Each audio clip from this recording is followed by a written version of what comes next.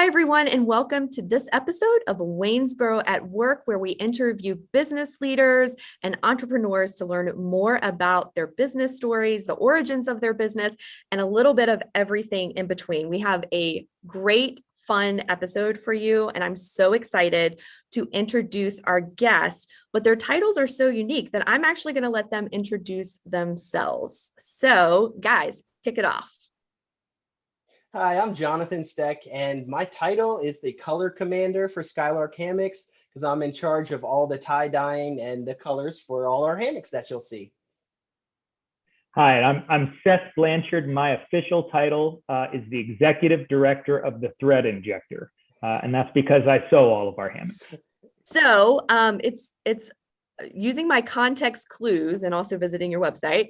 I know what you guys do, but for people that will have no clue what you do other than you have the word hammock in your name, what is it that your business is all about? What do you do? Skylark focuses on small hand-dyed hammocks. So we create unique outdoor portable hammocks that are essentially unique, one-of-a-kind art pieces that you can take with you and get you out in nature, whether it's in your backyard or up here on the Blue Ridge Mountains. So we're primarily a hammock company, as the name implies. Right. Awesome. Okay. So where did your passion for this particular industry come from? Were you like kids tie-dyeing t-shirts and thought, oh, hammocks are next, or what was happening? Okay. So we are college roommates, former college roommates, and have known each other for decades and decades at this point. And we both ended up in the social work field. Oh. And yeah, sort of as such, social work can be emotionally draining, and you deal with a lot of difficult issues, and there's chaos and sadness and family issues and stuff. And so we spent a lot of time talking about work and all these complicated things going on with our cases and stuff, and just decided that we needed to have some other things to talk about too. So I like to go out on limbs and try different things. And so I was like, hey, Jonathan, we should start a hammock company, man. And we're doing this around beers, of course. Yes. And as he all said, good well, ideas form. That's right. And I said, we got to start this hammock business. And he said, that's fine, as long as we can call it Skylark Hammocks. So it's sort of the polar opposite of sort of the social work side of things for us, where it's just there's no life or death. It's just kind of hanging out and enjoying yourself and being with people outside. So, Jonathan, why were you so tied to the name? That's a great question. And so I've actually named all of the other businesses that Seth has started. So somehow he lets me do that. Yeah. But this one is actually, the word Skylark means to just have an intolerable lack of seriousness. And the Navy used it as actually a punishable offense in the Navy for just goofing off. And that's exactly what it means, just being intolerably unserious about things. And that's what I wanted. Again, opposite of social work and life or death. This was, let's have a lot of fun. Let's get out there and meet people and talk to people and try and get them to kick back and relax and just enjoy things. So hence the name Skylark. Seemed like a good idea to me. I love it. And I was on your website and I didn't know that that's what Skylark meant, but I thought, oh my gosh, they've come up with like the best tagline for their business ever created. And I was sharing it with some of my colleagues. And so that's awesome. So that kind of set the tone for the business. Now, just some housekeeping things. Did you guys know each other before you went to college? Yeah, we were friends in high school too. Okay. Are you from this area?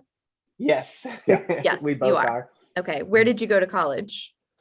Bridgewater College. Bridgewater. Awesome. Okay, great.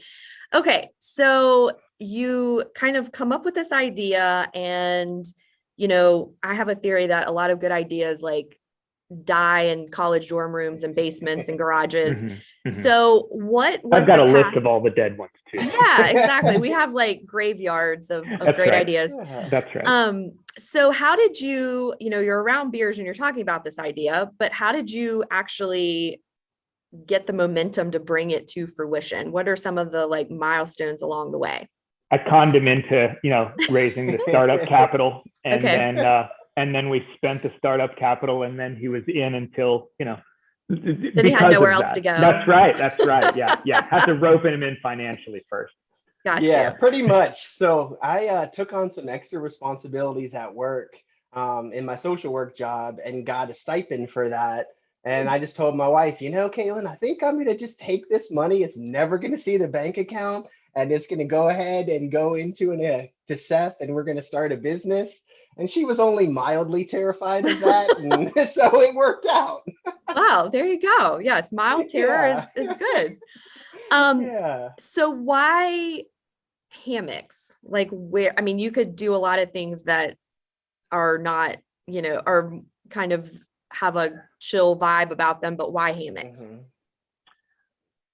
That's a good question, and I don't have a good answer for it. I mean, it seemed something that was sort of reachable. It's not like you're starting a line of clothing or something where you have to get sizes and all sorts of different things.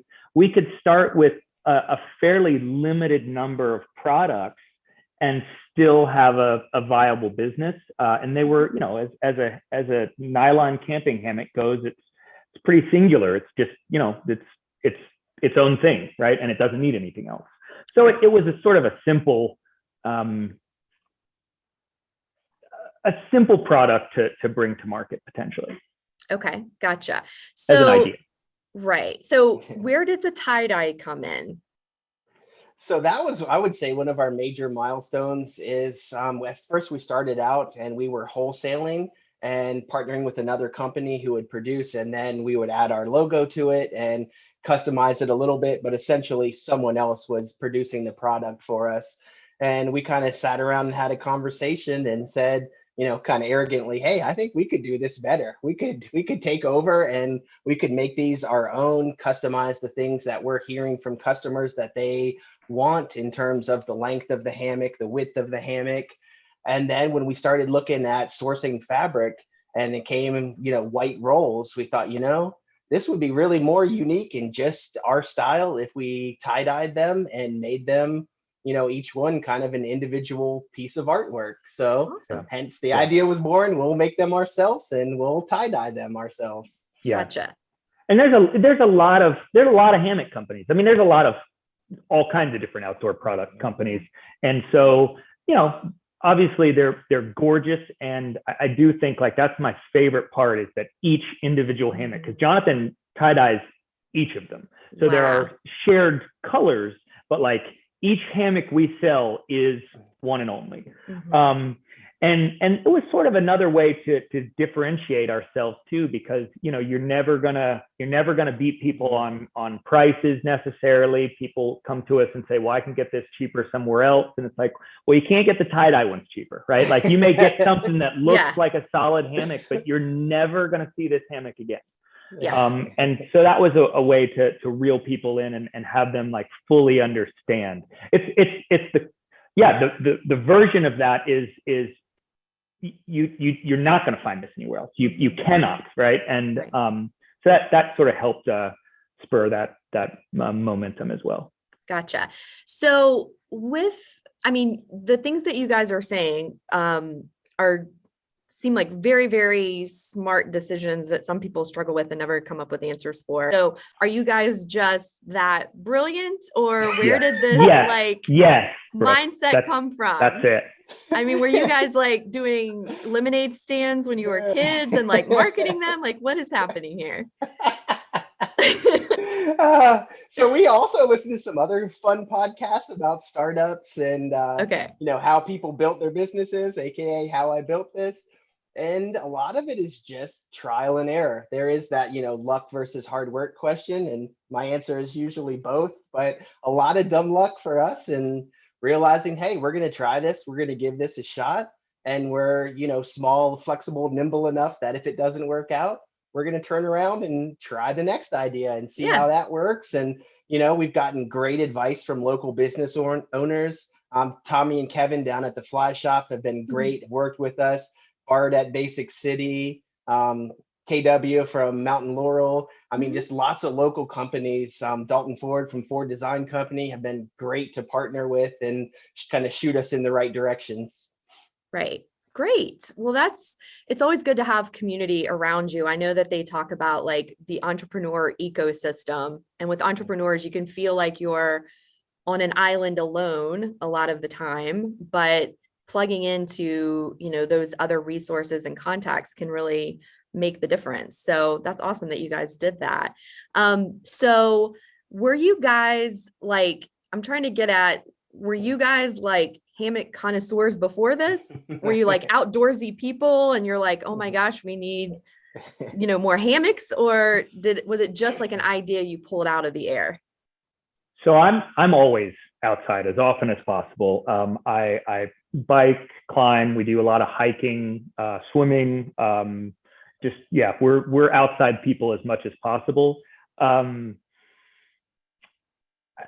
As far as hammocking though, like I hadn't done much. Again, it just seemed like this will be a fun thing to tie in any outdoor events. I mean, you need 2 anchor points, and then people to hang out in them. Cool. So it's one of those things where it was tangentially related to everything we get into as a family, everything I get into personally as an outdoors person, and it was sort of a simple mix of those things. Gotcha. What about you, Jonathan? Are you an outdoors person? Yeah, I actually am. And around here, it's hard not to be. Like Waynesboro has, the greatest access to, the rivers, to the mountains. Love going out on boats and being around water. So this was a way, when you're at the beach or you're out on the lake and pulled up next to an island, you can just throw up a hammock and hang out and relax. So I do love the outdoor and the adventure part of it. But I'm also kind of that destination person where the destination is kicking back and relaxing and happy after that hike and just relaxing in the hammock and having a beer in the hammock. So yeah. Cool. And they're excellent. They're excellent family, additions to Yes. your family space. Our kids,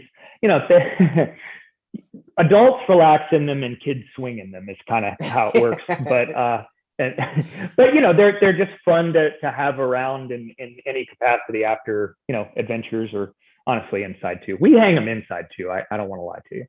Yeah, no, I can see the appeal for sure. I actually, my parents added a hammock to their backyard, and I must be a kid because I'm still a swinger. Like, it's hard for me to sit still in them. But yeah, that's okay. So that's cool to know about you guys. And like you said, this is a great area for being outdoors. And so a hammock is an easy addition to any of your outdoor activities. So starting out, you said you were wholesaling. So who were your clients? And then has that evolved? Because presumably you're selling these, like individuals can get these as well. We were buying in bulk from another company, and gotcha. then selling them individually. Okay. And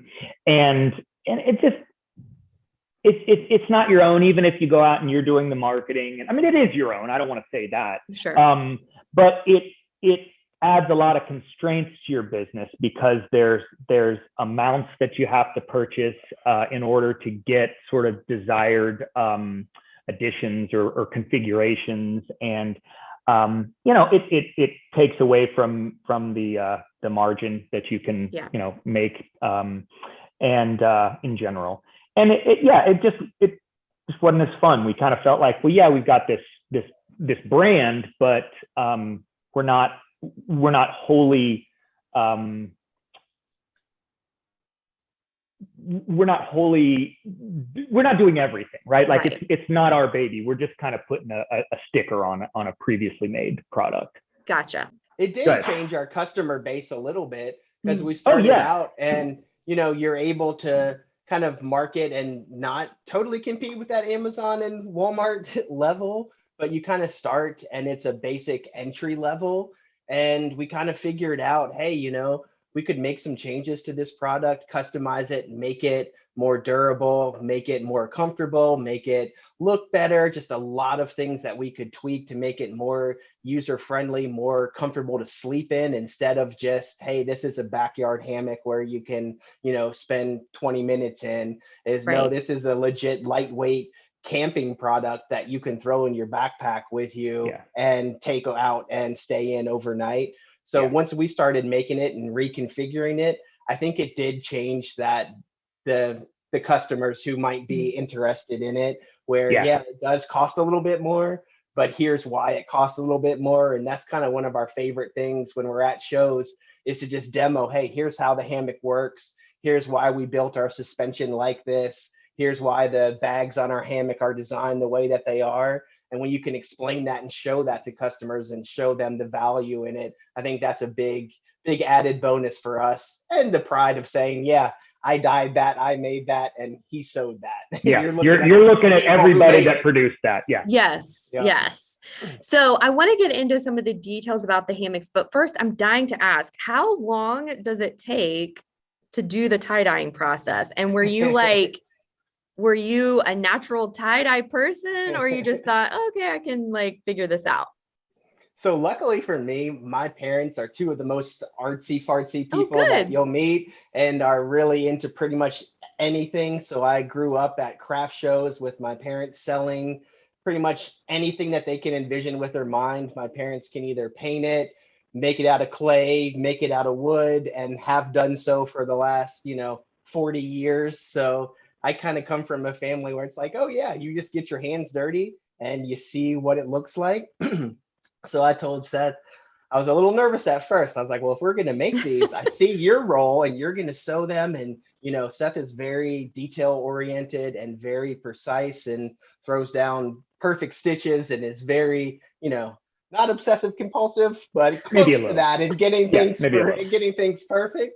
And I am more of the artsy type where I'm like, hey, I'm going to throw some things at this and see what comes out of the mix. When I started telling him how long it was taking, he was like, whoa, we got to time this and see and try and, get you a little more rigid and oriented into how long each one is taking. But since it is a synthetic fabric, it's a nylon fabric, and it has a durable water repellent coating on it, the dye has to be heated to boiling hot, and it has to sit in boiling hot dye in order to absorb into the fabric. So each color takes about 2 hours of sitting in that boiling hot dye. Wow. And then it has to, dry and be rinsed. And then you add another color. So on average, there's probably 3.5 hours or so into the products and into getting them dyed in those colors. Wow. Okay. So yeah, that is quite the process. So do people get to pick their own colors? We have that on occasion where people will tell me, hey, I'm a UVA fan, and I will try my best to do that. So the fabric, depending on how you gather it, whether you use, rubber bands, zip ties, just kind of folded in some of the more shibori styles, is really different on how the dye absorbs. So I can't guarantee you it'll be exactly this color. So it's kind of like the Bob Ross, a lot of happy little accidents happen along the way. But if people really ask me, I try and tell them, hey, these are some standard patterns, and I can try and get as close to these colors as possible. Awesome. Awesome. So and the cool thing is about that, not to cut you off, but what I love about it is, we've had a couple people that were like, yeah, these colors didn't come out exactly, the exact Pantone that I wanted to see. That's great. That's fine. We just put them on the website. They're all gorgeous. It doesn't matter. Yes. Somebody else will love it. It'll be exactly what they want. Exactly right. Yeah. Okay. So now I want to get into kind of that utilitarian part with Seth with this stitching situation. So tell me what your process is and how long what you do takes. I just sew straight lines. That's all I do. I sew straight lines and talk a lot of BS during the sales pitches. No, I mean we could really make them a lot more efficiently and quickly if we wanted to add, a large facility, some large tanks for dyeing, in bigger quantities, and a couple of different sewing machines and various things. But I honestly, I'm just at a single needle commercial purchase. We came up with sort of a pattern, and with the bags, and I just follow the pattern. Cool. So again, it's cool. We used to cut them ourselves, we used to cut them together, listen to music, drink beer, and then cut hammocks, and then cut the bags. And it became sort of, that was fun, but it was a lot of time because one of us would have to drive over somewhere else, and we don't really have a central location. So he cuts them, he dyes them, and then I just get these beautiful, pieces of fabric that I just, sew straight lines on. Yeah. All right. He's oversimplifying it a lot. All of our design tweaks have come from him and trial and error and figuring out, hey, this worked well, this didn't work well. And I'm not the seamster, I guess is the technical word, or the, sewing guy. But I can say that, a lot of the advances wouldn't have happened without him learning how to do new stitches and new seams. And hey, what if we do it, fold it over this way? And I think this would look better. I think, it's not going to fray as much at this point if we do it this way. So again, there's a lot of trial and error, but that's all been down to him figuring out what works best and what is going to be the best product for people to have. So he's making it sound way more simple than it is. Okay. Yes, that's very nice. It sounds like you both are kind of playing to your strengths with what you're contributing to the pieces. So tell me a little bit more about the qualities and characteristics that your hammocks have. You mentioned, kind of going beyond what you could find at like Walmart and Amazon and those types of things. Like, so why are your hammocks so special, and what benefits do people get from getting one from Skylark Hammocks? I'm sure you noticed, if you've been on a college campus or anything, you'll see a million hammocks out there, and most of them, what they have in common is there's a main color in the center, right, and that's the bulk of the hammock, and then there's two panels on each side that are a different color, and then there's a bag sewn to the middle of it. That probably came about from some of the larger hammock companies and how they styled it, and then everybody just kind of did that. So you'll see that a lot. They're between 9.5, 10 feet long. Sometimes they're super wide, so they're like 60 inches of main fabric and then two 12-foot sections on either side, right? So they're huge. And as such, when you lay in a lot of the typical hammocks, number one, it's so much fabric that if you're laying sort of parallel to the anchor points, you just get enveloped. Yes. Right. Now that's not how you're supposed to. I mean, that you can lay in a hammock any way you want to, but if you want to lay flat in order to like sleep, you lay at a 30-degree angle from your anchor points, and that sort of allows you the fabric just from where the anchor points stretch. That allows you to get relatively flat. Now the reason I'm bringing that up is because even when you do that with the standard sized hammocks, number one, because they're a little shorter, it's harder to find that angle of comfort. And number two, when you're sleeping in it or you're sitting in it or anything, it just fully envelops you. There's so much extra fabric. So that adds to weight. It adds to, bulk, and it minimizes the view that you can have. You're in it and it's just, you can't see anything. You're like in a pillow fort. And so our hammocks are 11 feet long, which that extra foot seems kind of negligible to a lot of people until they get into hammocks. Number one, obviously, in the simplest terms, it can, because it's a longer piece of fabric, you've got an extra foot, to get to your anchor points, right? So it's easier to find it just on the length of the hammock. Our hammocks are also they're about 58, 59 inches wide.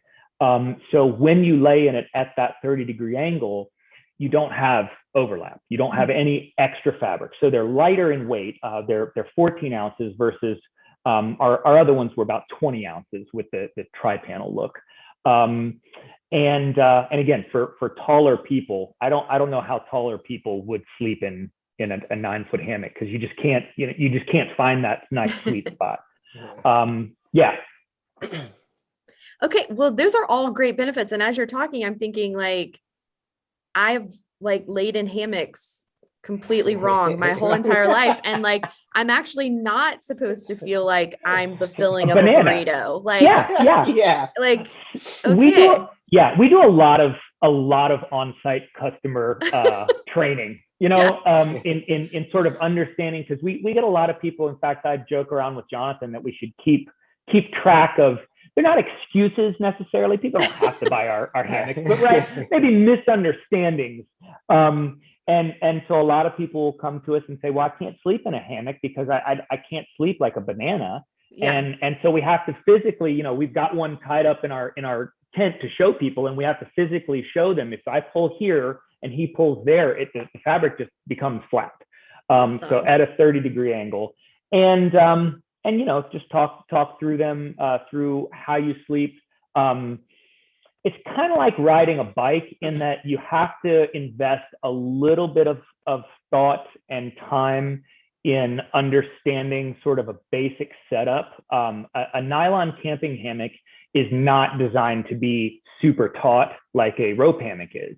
Okay. But people are used to rope hammocks, and so they say things like, well, I'll fall out of this. It's like, no, I mean, it's more like a cocoon. You're not gonna, tip off and fall over. My kids can fall over, but it takes some real swinging and some real effort to accidentally fall out of them. But yeah, long story short, we spend a lot of time educating consumers prior to, giving them the hard sell.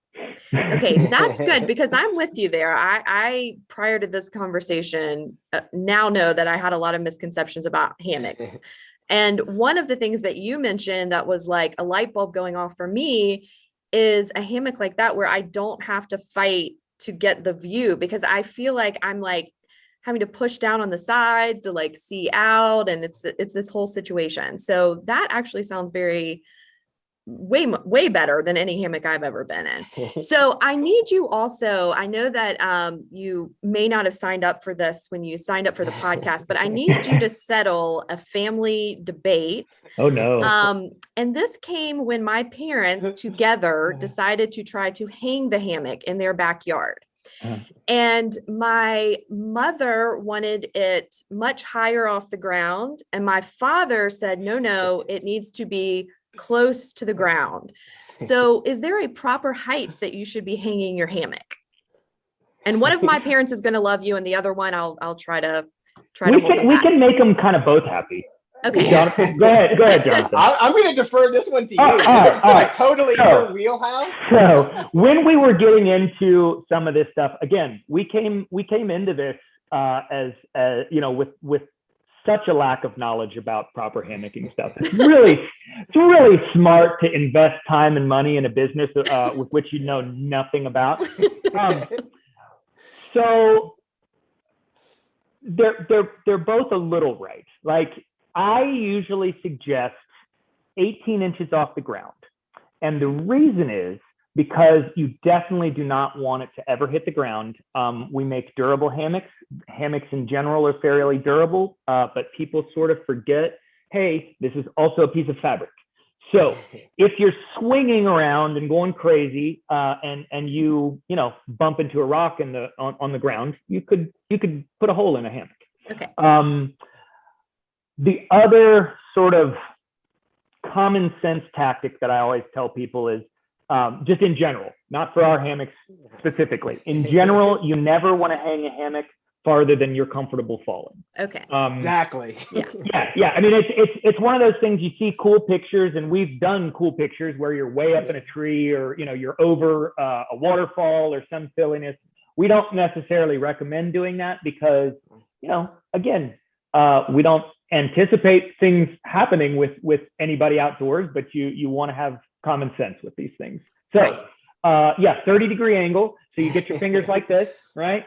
And that's about your angle for a nylon hammock. And I go for 18 inches because that's sort of a common sit down and relax, nowhere near the ground. Could be a little higher if you're taller. I wouldn't go a whole lot shorter because, again, depending on how much weight is distributed in there, you just don't want to hit the ground. Gotcha. Okay. Well, I think they will, as you mentioned, both be satisfied with that answer. So you have brought peace to my family once again. So thank you for that. That's what we were aiming for. Yes. So you guys, what year did you start? So the very end of 2016. So Okay. Really hit the ground running in 2017, but we were around in December of 2016. Okay. So you've been going along for several years and you are refining your processes and you guys are kind of in a groove. And then all of a sudden, 2020 happens and the pandemic hits. So how has COVID impacted your business? That was a very large impact. And I want to preface this with it hit lots of folks way harder than it hit little tiny Skylark Hammocks. And I'm very sorry seeing that impact and that lasting impact. And unfortunately, in 2021, to look around and we're kind of in a similar spot in a lot of places. But again, having a social work job to keep food on the table because we're each married and both have 2 kids. And so honestly, it provided us an opportunity to really ramp up production. We were able to really focus while we were, each quarantined in our own houses. I mean, I was very busy out in my garage cutting fabric, dyeing hammocks. I had extra time to really focus on that side of it. So the great news was we were building up a lot of stock and had a lot of inventory.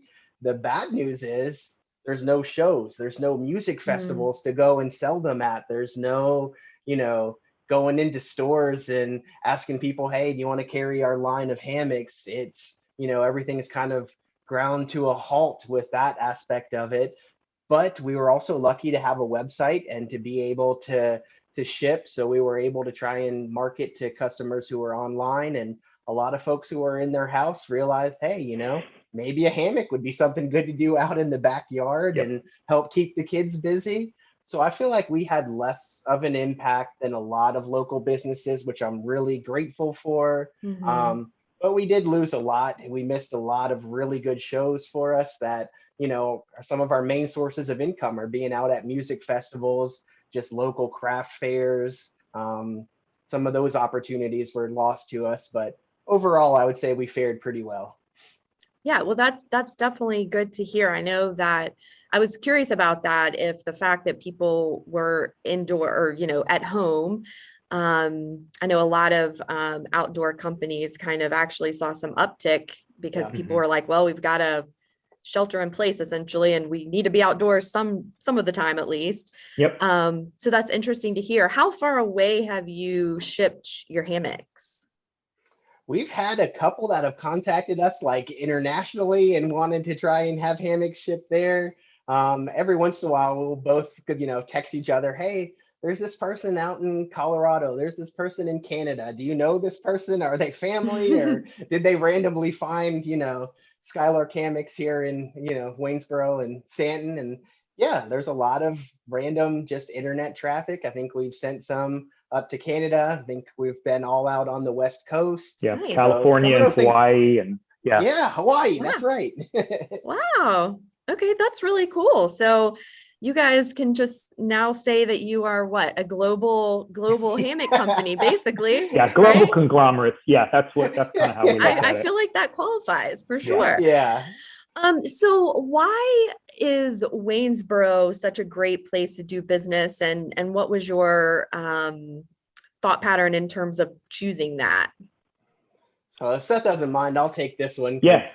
He's in Stanton, but he's a former, went to Waynesboro High School and he's back here all the time. But one of the things is living in this area, Stanton has a fabulous downtown, Charlottesville has a great downtown mall. And there for a while, Waynesboro, my family moved here because my dad was a GE worker. My Okay. grandfather was a GE worker. So that's why we came to the area. And a lot of those jobs went away. And we kind of started focusing in Waynesboro more on like the West End and service and retail jobs. I went and saw a presentation from, I think, the city planner, and was just really happy to hear them say, hey, you know what? We're not going to out Stanton. We're not going to out Charlottesville. Let's just focus on what Waynesboro has to offer. And what it has to offer is a beautiful river running through it, which is a destination fly fishing spot. And it's just fabulous to get out on a canoe, a kayak. You know, you can tube down the river. You see the kids playing in the river there at Ridgeview Park. And then we're the gateway to the Blue Ridge Mountains. We're right there. We're on the parkway. It's just a fabulous outdoor location. So for an outdoor business with Appalachian Trail steps from our town, I mean, this is a perfect spot to sell a piece of gear that you could potentially throw in your backpack while you're walking the trail and throw up at one of your next stops at night and get a good night rest. We always say, a lot of people that camp in tents, once you get up off the ground that first time, you never go back to the ground. So I really feel like Waynesboro is just really well positioned to make that link to outdoor lifestyle and really kind of showcase what Waynesboro has to offer. And I kind of mentioned it earlier, but just the business people that have like reached out and supported us has been phenomenal. And that's not just been Waynesboro, that's been a lot of the places where we've been. But, we've built up a lot of really good friendships and business relationships with some absolutely stellar folks who have offered advice and, cautionary tales. And hey, I wouldn't do that if I was you. And then we double down on it and do it. Yeah, and sometimes we did it and sometimes we didn't. Yeah, exactly. But a lot of really great folks. So I feel like Waynesboro has really supported us a lot. Yeah, as you were talking, it reminds me so much of a lot of the answers that our podcast guests give, which is sort of like Waynesboro is at this point where there's amazing quality of life. If you are a business, it's an easy entry point. And then once you are kind of getting yourself off the ground, there's a lot of people that can come around and support you. So it's awesome that you guys had that experience as well. And kind of like I mentioned before, it's so important for entrepreneurs to not feel isolated and to feel like they have people to bounce questions off of, even if they don't take the advice and that sort of thing.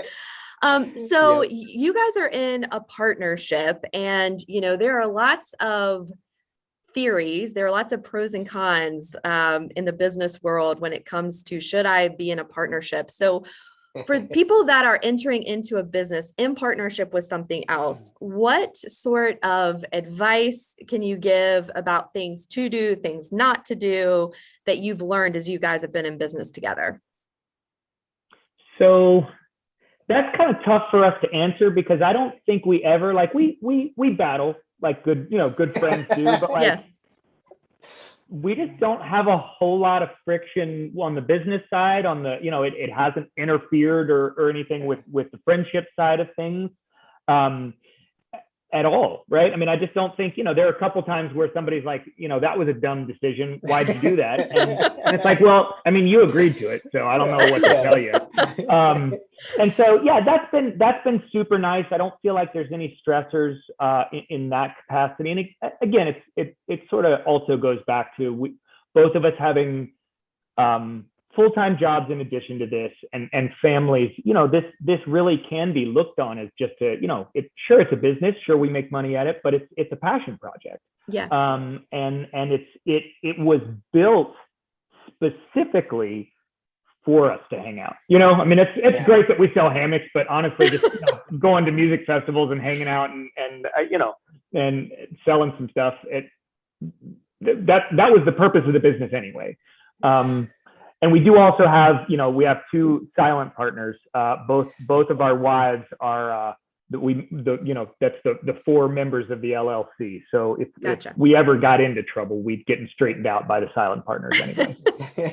You didn't tell my favorite story though, and I was really hoping you would. All right, so we met with a local entrepreneur who will remain unnamed.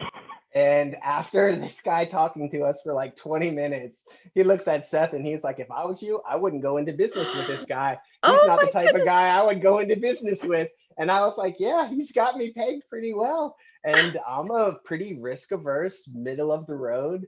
And Seth is, hey, let's go for it. Let's scale this up. And honestly, being kind of that, opposing viewpoints on a lot of things is why we're remained best friends for the majority of our life, and we'll remain best friends because we complement each other on a whole lot of things. And, he talks me out a little bit further onto the limb, and then sometimes I pull him back in closer, and we kind of, help guide each other and stay on the right track that way. But yeah, I like to remind him that, he was advised not to go into business with me by a very successful business person. Yes, specifically advised, don't do it. Now, this wasn't regarding Hammocks, totally. That's true. That's true. It was a different business at that point. But he said I wouldn't go into business with him if I was you. Wow. Okay. Well, hey, like you Yeah. said, sometimes you listen to the advice and sometimes you don't, but it seems That's to be working right. out pretty well. That's right. Yes, absolutely. So the other thing that I'm really curious about is what you guys think, what you guys think creates that entrepreneurial spirit. Like, I know, Jonathan, you said like you're risk averse and everything, but you're still here, like you're still in the mix, you're still doing this. So how does someone who identifies themselves as not being risk averse, or as being risk averse rather, how does somebody sort of get past that to still go on and do it anyway? That's a really good question. And I will tell you that I have just enough ego where I grew up as a skateboarder. That was my passion. I was into that. And there's some rebelliousness towards that. Some, I'm kind of, not one of the herd, I'm outside. And kind of when you start looking at an industry and you bring in that skateboarding background, it's kind of like, hey, this mainstream stuff kind of sucks. I think I can do something cooler than that. So it's kind of egotistical to look at someone's product that's, a multi-billion-dollar industry and product and say, hey, I think I can do that better. But, I do have a little bit of that spirit in me where I thought, I think we could do this better. So I think that's what kind of enticed me to take that risk and kind of move out on the limb a little bit farther. And being that it was a stipend from work, my initial contribution, it was kind of like playing with house money. Right. That's There right. you go. That's right. That's right. So what about you, Seth? So I also, to add to that, I feel like in general, because I'm always coming up with ideas. Like I send them to Jonathan all the time. We've got a lists and lists of them. I think in general, people with that sort of entrepreneurial tug at their heartstrings are, in general, a lot of them are creative. They've got their normal path that they're walking, and they feel like, hey, I kind of need an addition to that. And even if they don't start a business with it necessarily, it just comes from a place of passion. Like, I want to do something different that's not there, right? I mean, that's what an entrepreneur is like, even if you're sort of getting close to someone else's product, you have decided, hey, I want to do something for myself and just see what happens. And so, yeah, to me, I feel like all entrepreneurs at heart are creatives and are artists in their own right. Yeah, I really appreciate both those answers, because I think sometimes, we hear answers that make it seem as if entrepreneurs kind of, have to have this very like tightened up plan, and like there's more of a vibe of like the business side of it versus what you have internally, which I think, like you said, Seth, is like the passion for it. And then like you said, Jonathan, you can come from a background like something like skateboarding, which kind of inherently has this thread of like maybe seeing the world in a slightly different way, and being appreciative of that. You can take those kinds of things and become an entrepreneur. Like, there's not this one road to doing this. Yes, definitely. Yeah. And I still really don't have a business plan yet. Maybe one day we'll come out with a business plan, but we don't have one yet. Right.